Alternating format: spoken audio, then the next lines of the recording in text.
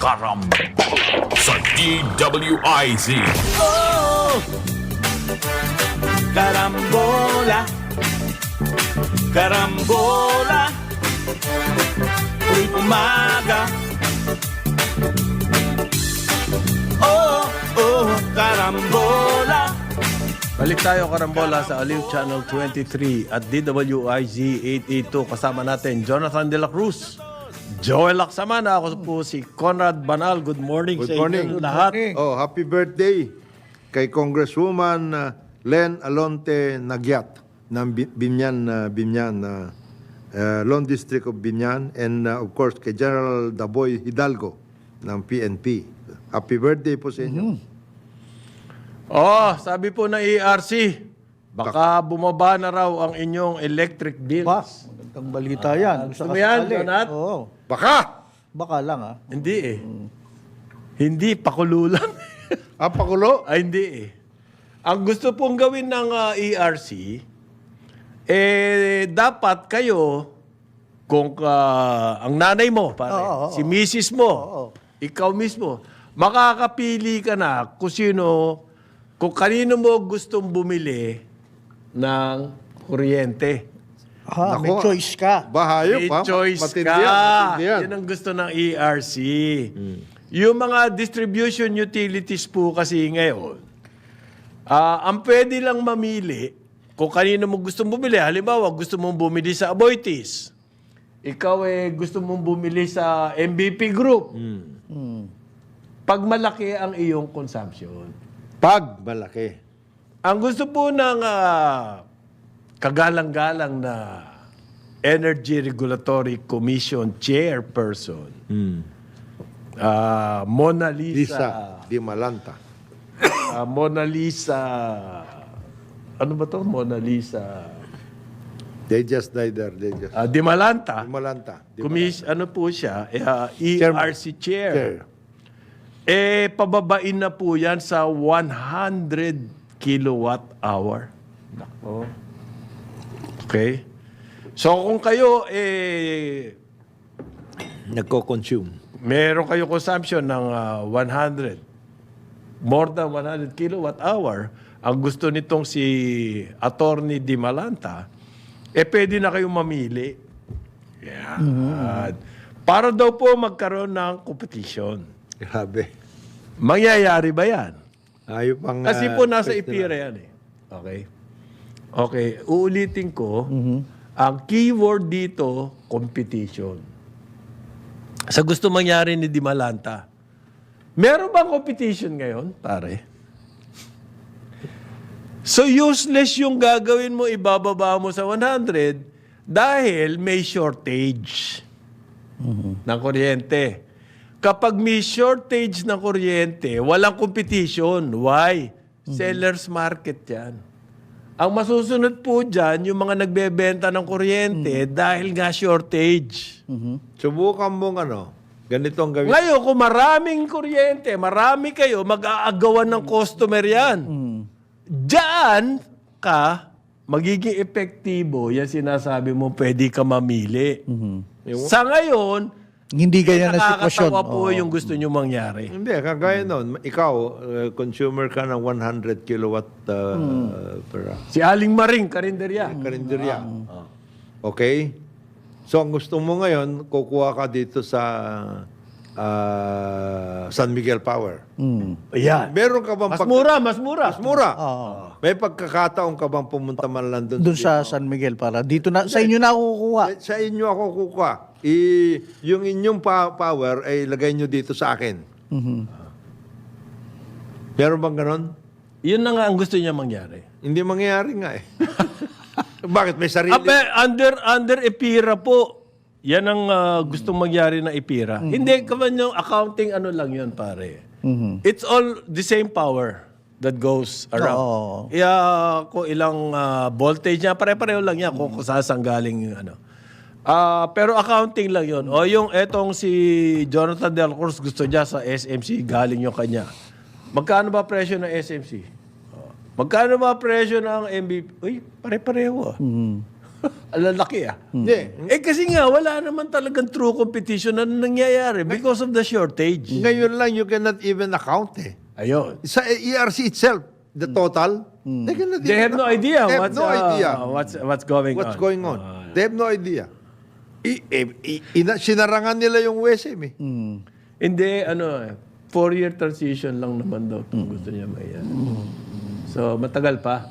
Oo. Magtayo muna, sabihin ninyo dyan sa partner ninyo, Power sa generation. Energy, Department of Energy, Secretary Lutilla, magtayo muna ng power plants bago natin iano yung So, mga ganito po accounting. nangyayari sa kuryente.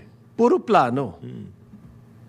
Puro, kumbaga, sabi ng DTI, sisimulan na raw po nila mag-monitor ng presyo ng bigas dahil magiging will take into effect Executive Order number 62. Ayan. Dahil may executive order na ngayon, imo-monitor na natin. Pababa ba presyo ng bigas pag nag-monitor kayo? Etong ERC, ganun din. Puro plano, paano pababain. Na walang katuturan na plano dahil nga wala naman talagang competition. There is no way. Ang gusto ng IPIRA, magkaroon ng competition. Meron ba competition? Wala eh. Wala kayo in-approve ng mga power plants, therefore, pinag-aagawan yung mga existing. Limited. Yung limited. Yan po ang problema rito. At bakit nagkaganon? Ang sabi ng mga nasa business community, sinadya. Dahil napakalakas ng mga may hawak ng power plants. Ayaw magpapasok ng bagong player. Siyempre. Ikaw naman. Hawak ko na to, monopolize na namin. Diba? Hindi nakakatulong sa pagkabuuan ng whole of the society. Sabi mo nga, parang pirata eh. Yung hole na yan yung butas sa ating sitwasyon. Yan. Yan ang nangyayari dyan. Kasi hanggang ngayon anong pangalan to? Sabi natin tayo na kailangan meron power plants. Wala pa akong naririnig na may mga nailagay na ulit sa highway, power highway, NGCP. Na bago. Na bago. Ay, by the way, sinabi ng NGCP, umaasa sila sa ERC that it will do yung right thing na maayos din yan at mababayaran din sila sa kanilang mga ginawang Hope. transmission. So may hope sila. May hope sila. Nababayaran sila. Babayaran sila. Nako, kung sa business, ang hirap umasa sa Mahirap hope. ang hope, ano? Ang bayad noon ay yung power rate increase. Ganito rin po, hope din ang ating pinakamamahal na DOTR. Ang hope po nila ay makapag-conduct na raw ng Swiss Challenge sa Bohol Panglao International Airport ngayong sa susunod na quarter. Ibig sabihin, October, November, or December. Si Bobby Lim, USEC for Aviation and Airports. On track daw po sila dyan sa Swiss Challenge. Parang mahusay yung announcement, Pero kung pong hihimayin nyo yan, Kasi may Swiss challenge daw. may Swiss Challenge, ang galing. Oo. Sino ba yon? Aboitiz Infra Capital po. Yan, i-challenge mo. Icha-challenge mo. Ganito yung ginawa ng Aboitiz Infra Capital. Uy, bagong tayo yung Bohol Panglao. Alam mo ba history nito? Tagal nitong ginagawa. 3 phases pa. Sabi ni Digong, ano 3 phases? Di ba? Yung muna, runway, tapos gawin yung terminal, tapos yung equipment. Ano 3 phases? Kompletuhin nyo na yan. Isang buong project. Natapos. In no time. No? Pagkatapos nakita ng Aboitiz yan, uy, ganda nito, International Airport. Nag-submit sila ng unsolicited proposal. Aprobado naman ng DOTR. To operate and Sila na po ngayon, natayo na ng gobyerno, sila na ngayon magte-take over. imbis na ka-up Yan, mag-operate. sila nang kikita. At tinanggap naman. Bakit hindi sinabi ng DOTR na kamukha nung ginawa sa NAIA, teka, bidding yan. Bidding din ho kasi may Swiss challenge eh. Papaliwanag ko ulit yung Swiss Challenge, ha? Yung Swiss Challenge po, halimbawa, sabi ni Jonathan, okay, sa akin, gagastos ako ng 20 pesos. Sabi ni Joel, hindi, ako gagastos ng 30 pesos. Yun yung Swiss Challenge niya. Pero, ang bola na kay Jonathan. O kasi ako nag-submit muna. Siya nag-submit eh. Nauna ako eh. So, gusto niya 20. Sabi nito, ang Swiss Challenge ko, 30. Under the rules, ang gagawin lamang ni Jonathan, sige, 30 rin 30 ako. ka? Tapos na yung Swiss Challenge niya. Anong klaseng competition yan? Anong klaseng bidding yan? 30.5 Kalokohan po yung mga unsolicited proposal na may Swiss challenge. na ganyang bagong project.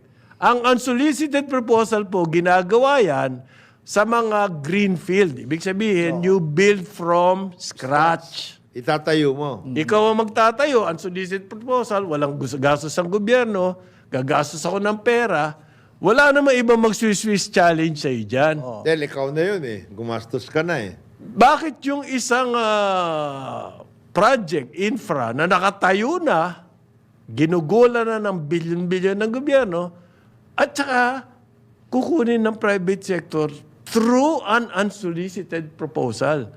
Dapat po i-contest yan eh. Hindi pwedeng... Hindi. Gagamit ako ng biton panlinis nung tawag dito nung release. Kayo tubig at ano lang eh at sabon lang eh. Ay, di, gagamitan ko rin ng biton niya. Gagamitan na rin ng ito. Ganun po eh. Tatapatan mo Yung lang. unsolicited proposal, hindi Tatapatan dapat mo lang. tinatanggap yan. As a Kapag gobyerno existing na yan at siguradong kita na at wala namang ilalagay na pera yung private sector. Tumatakbo na yan eh. Running concern na yan eh.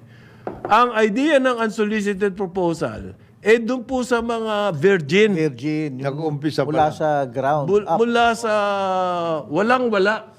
Ang exemption Bundok pa lang yan, tapos may gagawin ka dyan. Yan! Payag ako, unsolicited. sa mag-Swiss challenge tayo. Pinagmamayabang pa nito si Bobby Lim eh. Nasa fourth quarter daw. Inaayos niya na eh. Ha? Bakit nyo tinanggap yung unsolicited proposal? Dahil ba sa Aboitiz ang nagbigay niyan? Ano? Sino? Hindi ko alam eh. Dapat pinabid. Gusto ko mapaliwanag sa atin ito. Hindi naman pinapaliwanag. Dapat pinapabid ninyo yan ng mabuti. Kaya naman yung magpabid. Marami naman paraan para magbid ng panalo pa rin yung bata nyo eh. Aha. Hindi nga, natalo nga sa NAIA eh. Hindi, pero doon sa LRT1 nanalo eh. Sinangkos nila yun eh. Sinangkos. Hindi, sa bidding nanalo. Oo, nanalo sa bidding. Paano? Yung terms, Sinangkos nila. yung terms nila sinangkos. tailor-made yung terms. Tailor-made yung terms. Ano? So, yan. Patay.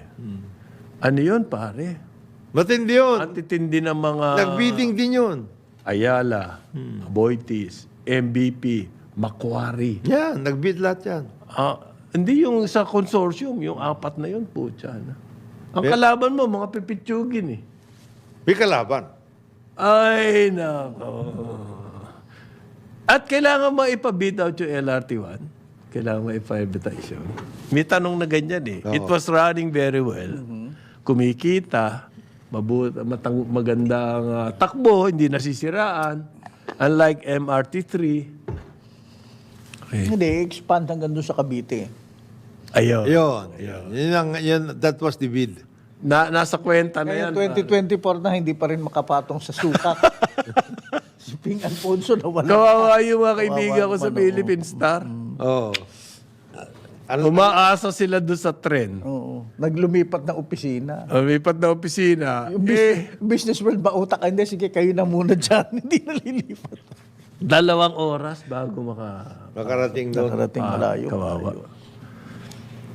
Yun daw pong NAIA, medyo iinit muna, mawawalan kayo ng aircon. Pero may cooling ano daw Cooling tower nga na ilalagay. So, shutdown muna yung aircon ng magdamag ng July 16, bukas. Okay. Pwede na kayo. Hanggang bukas po ng gabi, Ayos na. hanggang sa makalawa ng madaling araw, sarado, walang ano. Walang cooling. Magdala muna kayo ng sarili ninyong ventilador. Ayun, meron na ako niyan. Pamaypay. Ganyang kalaki. Hindi, may ventilador na. Hindi, Pamaypay. Ina-plug lang yun sa power bank. Pwede na yun. O yan, advice ko. Pero maglalagay daw po sila ng ventilador. Okay? Yung mga malalaki. Ganun pala to, no? Total shutdown kapag... Bubuksan nila yung mga Oh, pintana. kasi bubuksan nila lahat yung mga ano eh. Ayusin nila lahat yung cooling towers. Okay. Hindi raw po komportable. Kaya pasensyahan nyo raw ang... well, at least ma-improve yung aircon. Ha? Okay na sa atin yun, ano? Okay ka na ba doon, pare? Dapat lang kasi ang tagal na yun eh. Tagal nyo na dapat ginawa yan eh. Hindi nyo naman ginagawa. Paano kaya ito? Ano kaya mangyayari dito? Matutuloy kaya o hindi matutuloy? Pero hindi mo napansin, ang daming ginagawa ng MIAA ngayon bago i-turn over sa San Miguel. Mag-i-increase ng rates. Gagawin yung... Terminal fee rates yan. Oh. ng rates ng terminal fee, passengers. Gagawin yung aircon. Okay?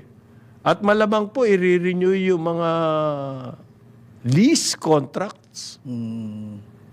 Ha? Meron daw mga galaw na ganyan ngayon eh. Paano kaya yan? So, uunahan nyo yung... Yan ay in coordination with the incoming team na, no? Nandun. We don't know. We don't know. Oo. Meron. Meron yan. There is a coordination effort. Transition committee. Okay. Tapos po, nag-announce ang PCSO, tigil muna raw yung e-lotto. Kaya may kailangan daw pong i-improve yung e-lotto app. Ang nanalo kasi dito yung grupong Bell Resources. Dinig natin, merong mabigat na kapartner. Oo. Mabigat ba o magaang? Well, Heavyweight? heavyweight. Lightweight? O Depende kung saan mo featherweight? Depende. kung saan mo dadalhin. But But for purposes of this particular effort, yung e-lotto, hindi. Ito pala yung lumang e-lotto nung December pa to. Meron ngayong bagong e-lotto. e-lotto. Ang magpapatakbo yung Bell Resources. Mahusay yung Bell, ah. Sa kanila din yung City of Dreams. Yung Midland. Midland. Yung Midland. Tagaytay. Tagaytay, Midland. Pero, alam mo, mas lalong lalaki ang betting kung e-lotto. Oh, kasi you can bet anywhere eh. Hindi na kagaya ngayon na kailan Parang isabong lang yan eh, no? hindi ka Pero ngayon, hindi kaya malulong pag sana naman hindi kasi very limited din ng ang ng e-lotto. May mga games. once a week lang ang bola. may mga Hindi ka mukha ng sabong every 5 minutes, 3 minutes. Oh, 24/7 yun. Oh, 24/7 eh. Maski na natutulog ka, pwede kang mag-bet eh. At saka kahit sino. Pwede Maski saan. Oh. Paano? Well, sabi po, meron akong isa pang item na napansin. Na-suspend muna yung e-lotto workout. Yung fund transfer ng PhilHealth, it's a big issue now. Yung PhilHealth po kasi, naglipat ng pera na unprogram sa National Treasury ng almost 90 billion.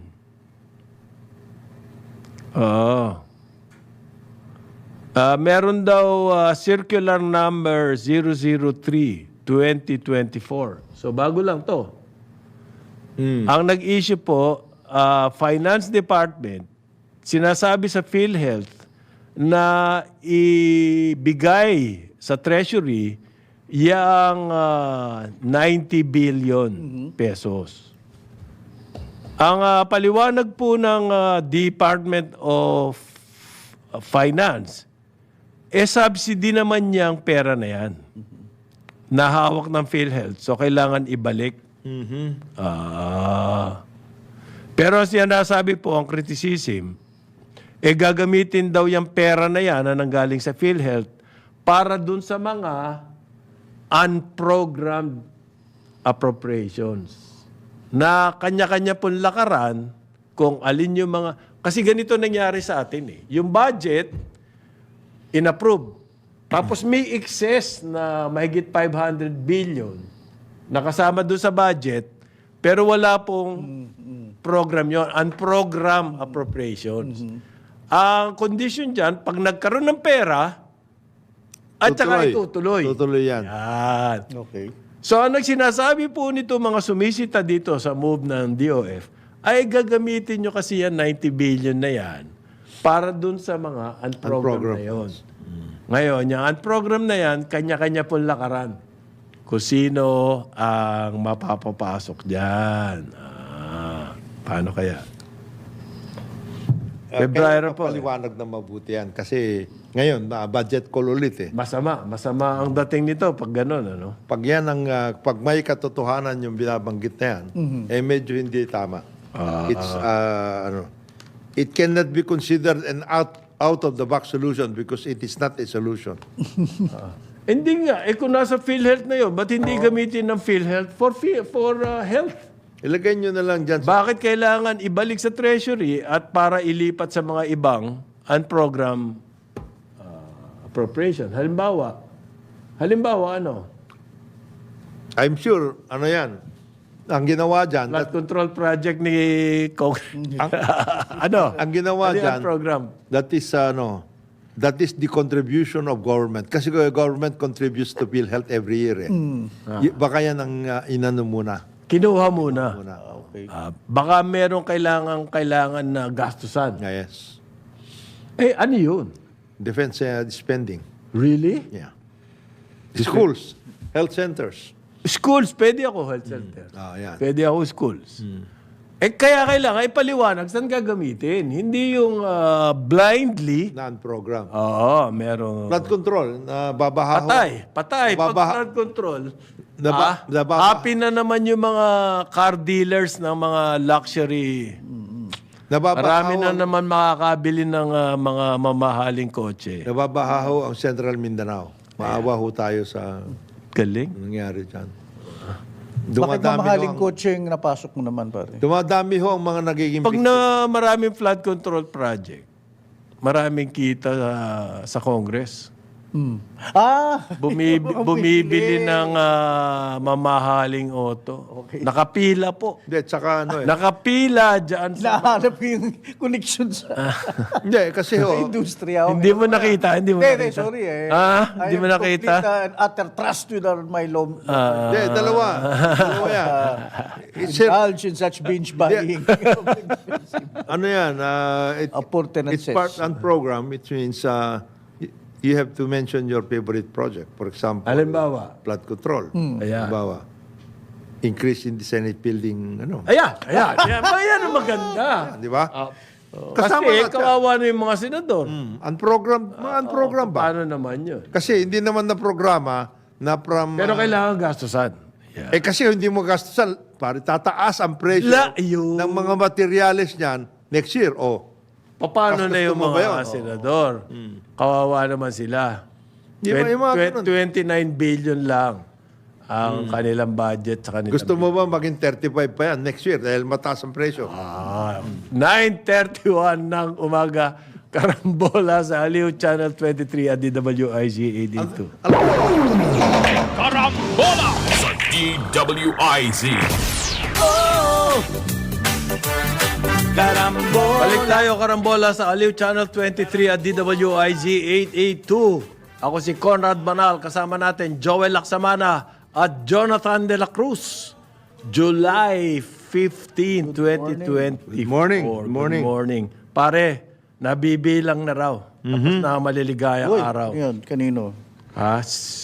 Within 6 months. Ito po yun eh. Meron tayong batas na kailangan itong National Waste Management Commission gumawa ng listahan ng mga items, products, and everything na nakakasira po ng kalikasan. So may isang grupo idinimanda itong NSWMC sa Supreme Court under the writ of kalikasan ni Justice Secretary Puno. Chief Justice Renato Puno. Puno. Okay. Na Ilocano yan, pare. Straight shooter. So, ginawa ng Supreme Court, inutusan yung Court of Appeals, ikaw ang duminig ng kaso na to. Kasi ang Supreme Court, di naman pwedeng Trier of facts. trier of facts at ano. Ngayon po, ang Court of Appeals nag-decision na. Pinagalitan itong National Waste Management Commission. Binigyan ng 6 na buwan. DNR to. DNR yan, National Waste Under. Management. Oo, under. Solid din Waste. na. Solid Oo. Waste Commission. Noong panahon ni si Mato, mahusay ito. Oo. Bakit naman? Ikaw naman. Ma-action. Hindi, ang daming ginawang mga LGU na yung mga Pag programa. hindi kayo nagtayo, Ni-review lahat yan.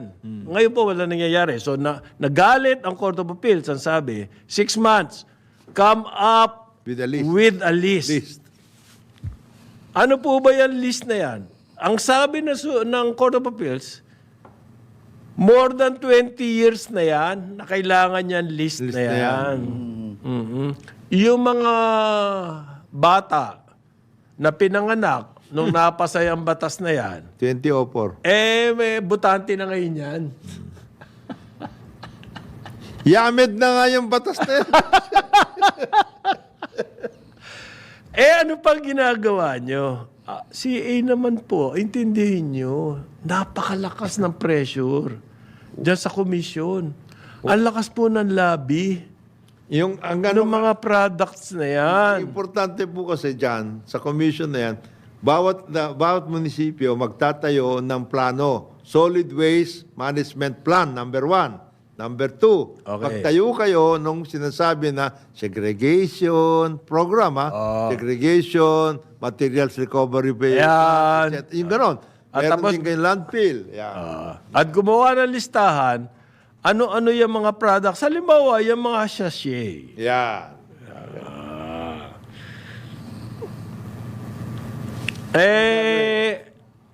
Meron na raw po na-identify yung commission na yan na masama talaga sa environment. Hazardous. ang tawag. Pero bakit hanggang ngayon, wala pa yung listahan, pare? Lakas ang lobby? Di naman siguro. Hindi, ganito yan. 20 years eh. Ha? Mahirap kasi, alam mo, parin Conrad, parin Joel, you have to win out. Di ba? Parang ano yan? Parang gaganunin mo eh. Sinasala. Sinasala mo eh. Sinasala. Alin kaya dito sa chemical na ito ang Mas okay. mas okay? Mas malakas magbayad. Ay, hindi. Mas malakas makasira. Tira. Yan, environment. Itong fertilizer na ganito, ito. Maraming ganon. Maraming kailangan ayusin. There are about 2,000 Pero huling-huli na tayo. hazardous chemicals. Ang batas 20 years ago, naipasa, napakaganda ng batas na yun. Ang galing natin sa ganyan.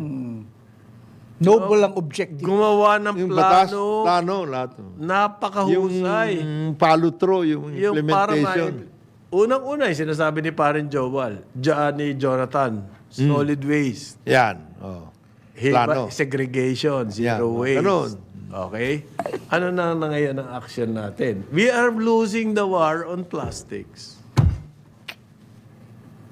Well, yung sinasabi ni Secretary Yulo Loizaga, She's a good person. no. It has to be compatible with our climate change agenda.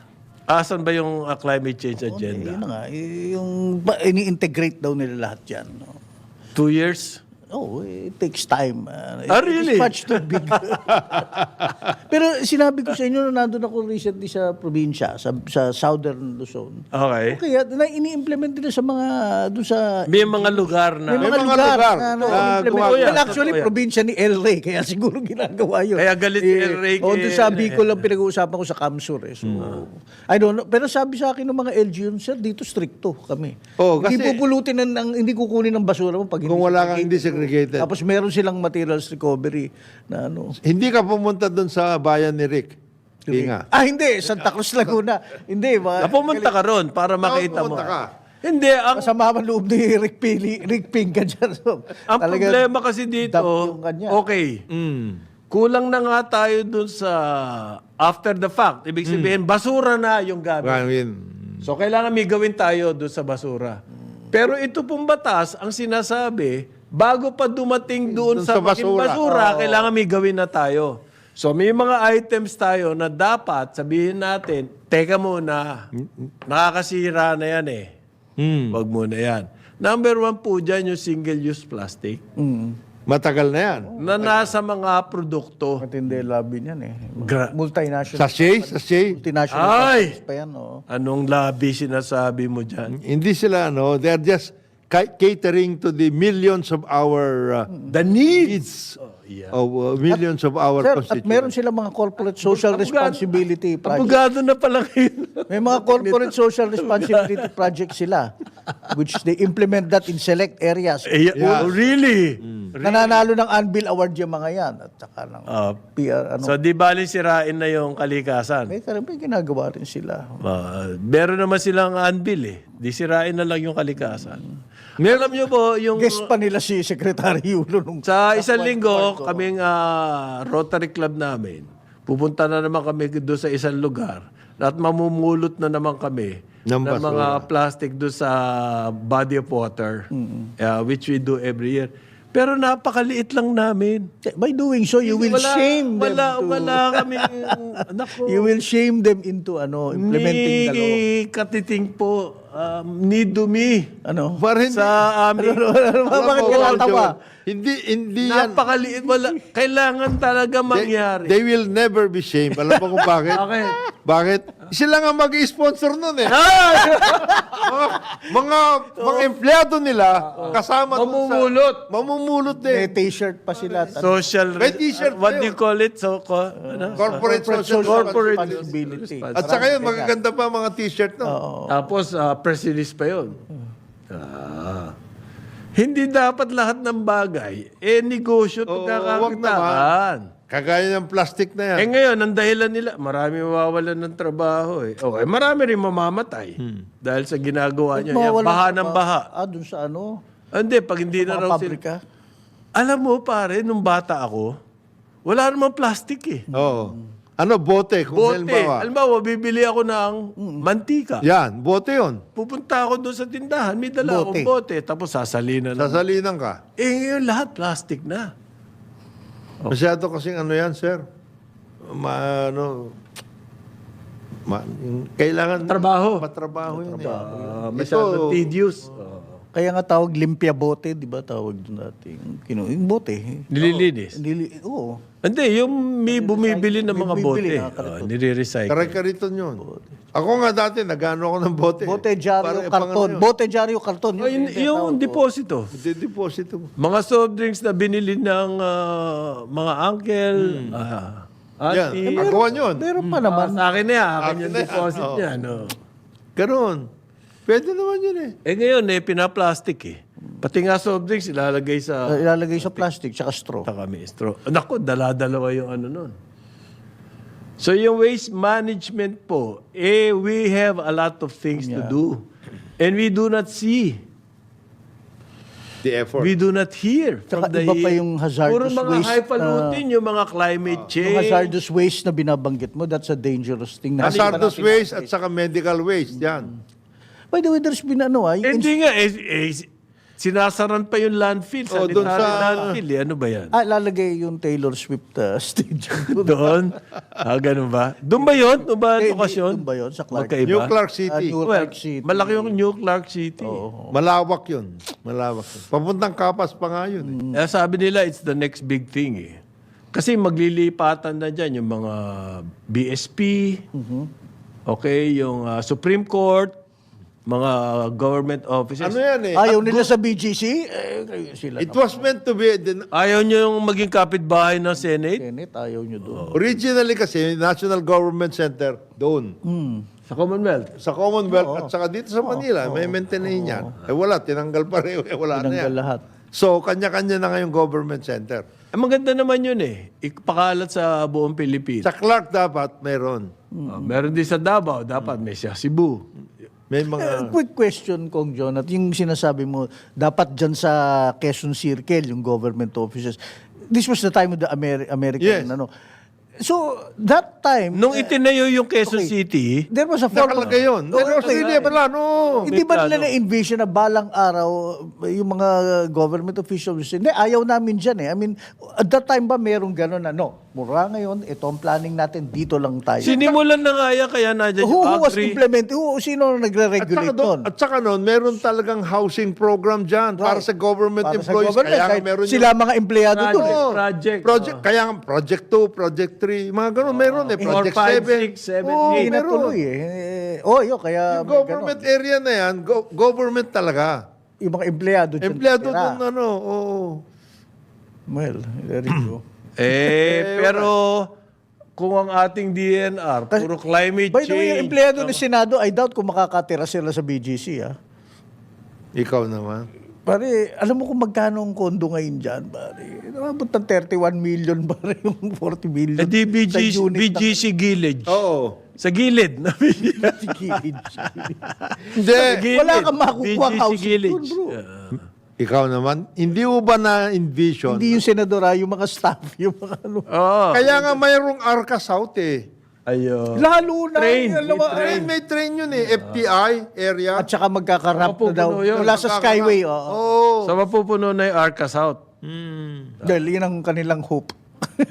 Dadaan ba yung subway sa BGC, by the way? Yes. Yes, so yun ano. Sa gilid. Ay, a good choice yung Senate building. Oo. Hindi nyo naintindihan eh. Yung 29, small price Small to pay. small price to pay. For Small price smooth, to pay. smooth operations of our For Senate. further investigations. Yan. Importante yun. Importante po yan eh. Nagsusupport sa NBI yan eh. Sa National Bureau of National Senate. Ano? National Bureau Senate Bureau of Investigation. SBI. Eto po, mag-ingat kayo, sabi ng police. Ang bagong racket ay yung online Naku, ito na naman tayo. online money lending. Hindi, kasama na ho yan dati pa. Kasama na yan, sir. Meron na yan na. Dinadagdagan lang ngayon. Dinadagdagan. Dati nang meron yan. Meron kasi magpapautang, tapos lalo na yung mga teacher, Yan. ibibigay mo yung iyong ATM. Patay ka. kaltas ng kaltas doon. Sobra-sobra ang kaltas. Meron ako nabasa dati na scam na ganyan sa US. Magpapautang online, tapos ibibigay mo yung ibang bank account mo at o-authorize mo sila to withdraw. Tapos laging may butas yun.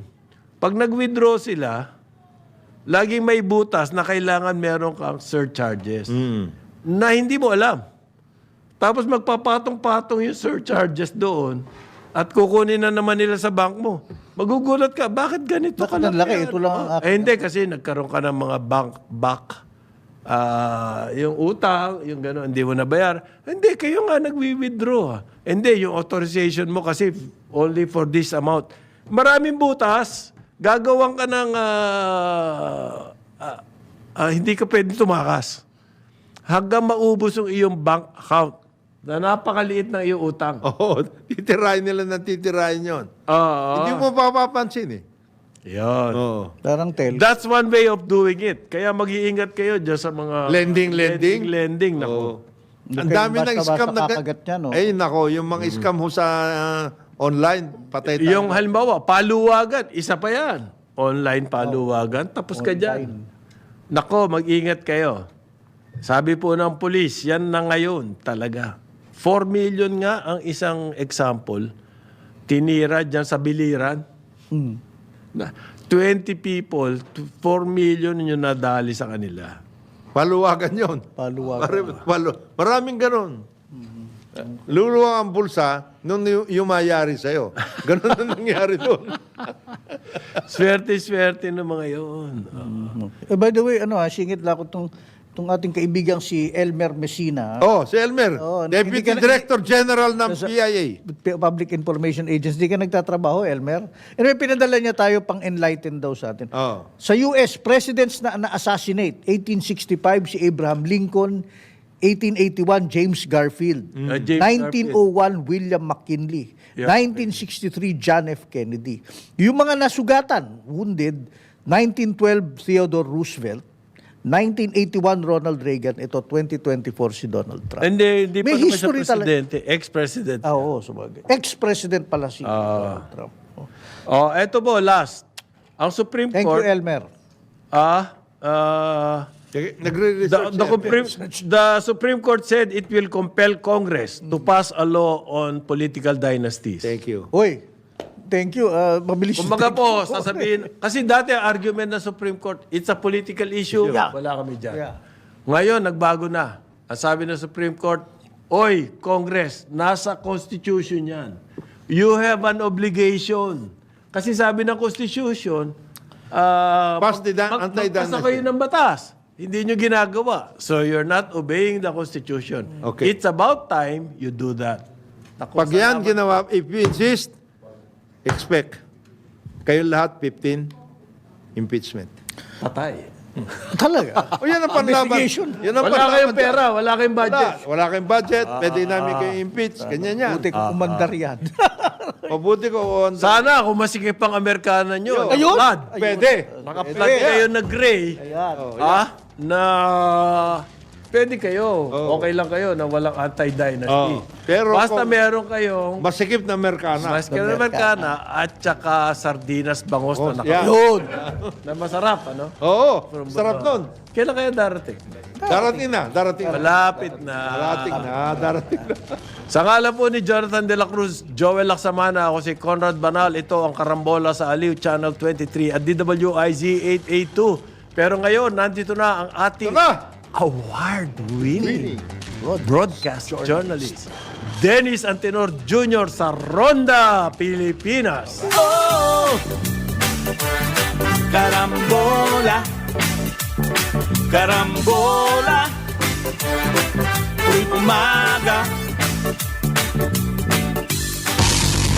Sumainyo ang programang Karambola sa DWIZ. Hanggang sa muli, tayo'y magbabalik upang ihatid ang pagtalakay sa iba't ibang mga issue dito pa rin sa programang Karambola sa DWIZ.